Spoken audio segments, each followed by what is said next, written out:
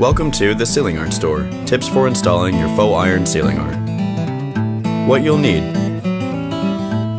your faux iron ceiling pieces, caulking glue as well as a caulking gun,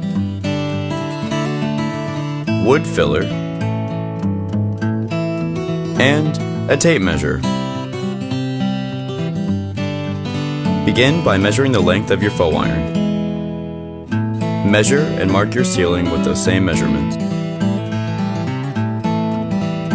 Apply caulking glue to the back of your faux iron.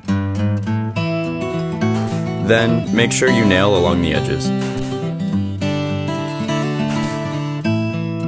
Apply wood filler to nail holes and wipe away any excess.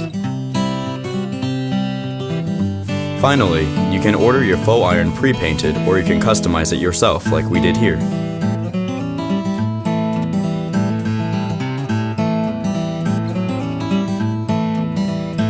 And there you have it, reaching new heights at a low cost. Ceiling Art Store.